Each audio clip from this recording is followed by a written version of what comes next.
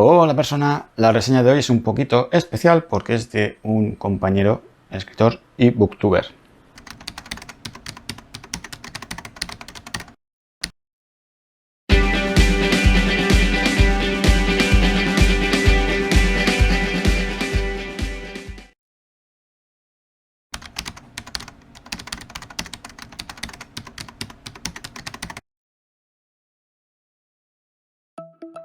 Tiempo después, cuando su carrera lo había consagrado como el mayor innovador del nuevo milenio, recordaba aquellos meses con una mezcla de nostalgia y resentimiento, pues nunca fue más feliz que cuando perdía el tiempo frente a su pantalla de ordenador.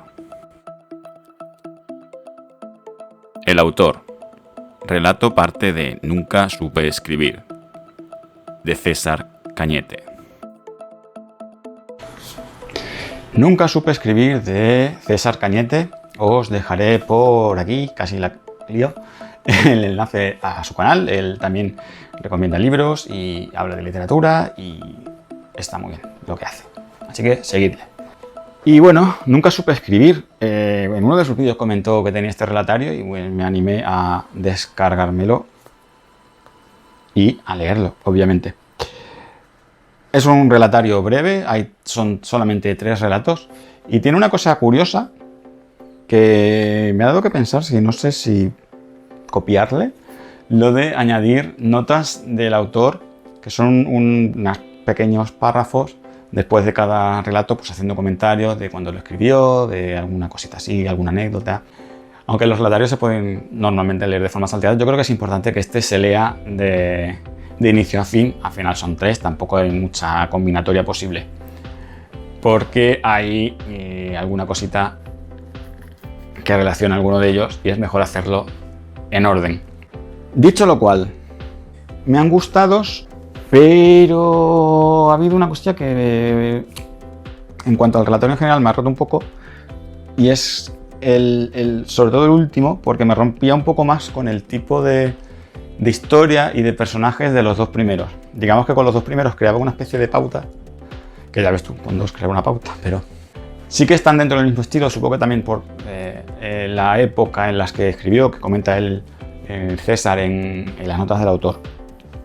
Los 2 primeros son relatos de chicos especiales en cierto sentido, en cierto modo también a través de decisiones propias, y básicamente son historias de amor en la universidad, van con chicas que también son un poco especiales y que en cierto modo les hacen elegir entre la decisión que tomaron en un momento dado o su forma de vida, y les fuerzan a tomar una decisión y hacer un cambio para estar con ellas, con diversas consecuencias en un relato o en otro, también dependiendo de lo que llevaban ellos de por detrás, ¿no? El último es que es completamente diferente. Es que el último género rozando lo absurdo, lo surrealista, en fin, es una ironía que está muy chula, que es que no tiene nada que ver con el otro, aunque también trata de un tipo peculiar, mientras que los 2 primeros el conflicto venía un poco más por la historia de amor, eran personajes que se habían construido su mundo y que la historia de amor es la que les fuerza a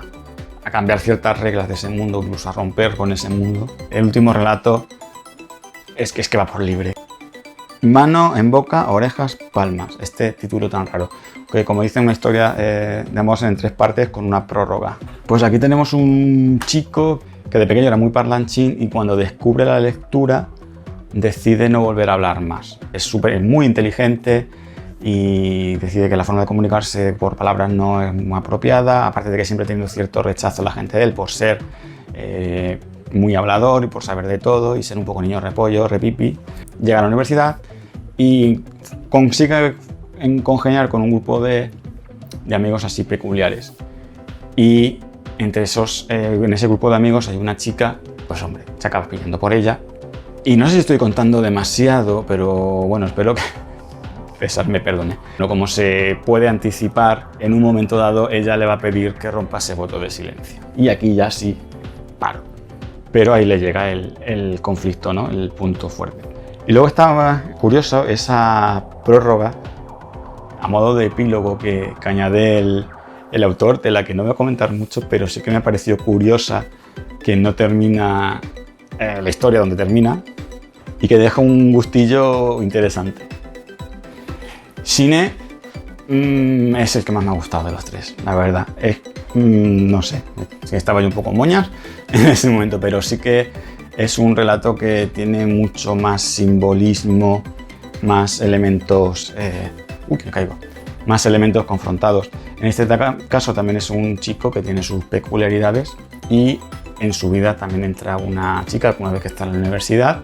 Y aquí es que voy a contar muy poco.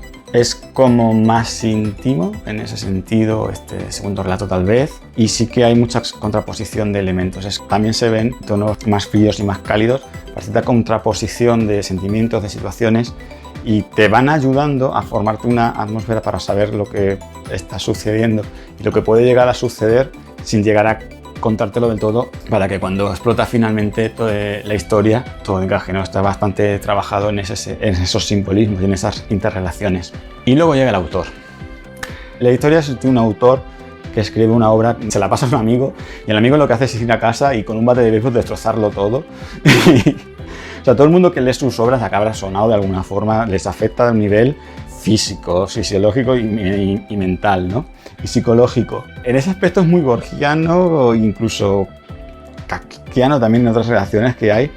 El caso es que el tío se forra porque acaba siendo un bestseller, partiendo del underground, pero luego al final tiene mucho éxito porque hacen cosas muy locas con un editor.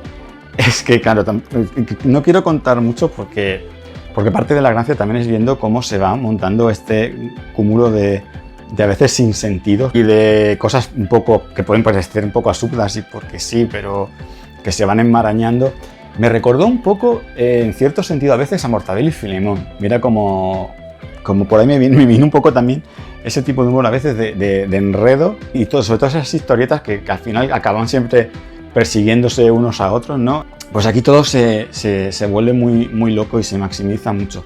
Y bueno, la verdad es que tiene una duración bastante buena, pero yo es que en un momento digo, sí, quiero más locura y quiero reírme más y quiero ver más hasta dónde puede llegar esa literatura tan demoníaca que genera este autor, del cual nunca llegamos a saber el nombre. Ya os digo que pilléis el libro de César y que os lo vayáis a leer, por supuesto.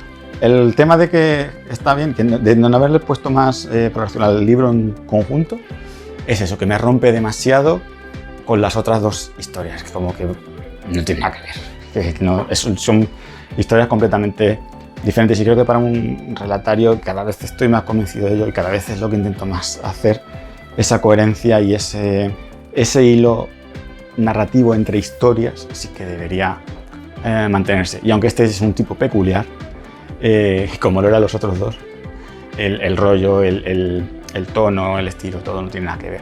En cuanto a relatario en sí, yo creo que es que me choca mucho. Y bueno, pues claro, entiendo que es un relatario que, como comentó César, eran 3 relatos de los que más le gustaron de la época de cuando empezó a escribir, por eso están juntos. Cosa que es un error que yo también he cometido, de crear relatarios simplemente por una selección cronológica. Y al final puede que haya algunos que no tengan mucho sentido al lado de otros. Un tercer relato para haber completado esta trilogía de personajes curiosos y enamoradizos, me hubiera gustado más, me hubiera complementado más este relatario, ¿no? Para tener 3 historias de alguna con lo suyo, pero dentro de ese marco, porque el autor no tiene nada que ver. El autor, ya digo, y de hecho no sé qué tendrá César pensado hacer con esto, pero yo creo que a poco lo estirará un poquito más y lo convirtiera en una novela corta, tirando de absurdos, tirando de partes que puede... A mí es que me parece divertidísima, ¿eh? Una mierda de opinión. ¿Qué más? Poco más. Que nos vemos en el siguiente vídeo, no sé cuál será, porque estoy grabando reseñas así a tropemoche para tener y publicar un día de estos. Adiós.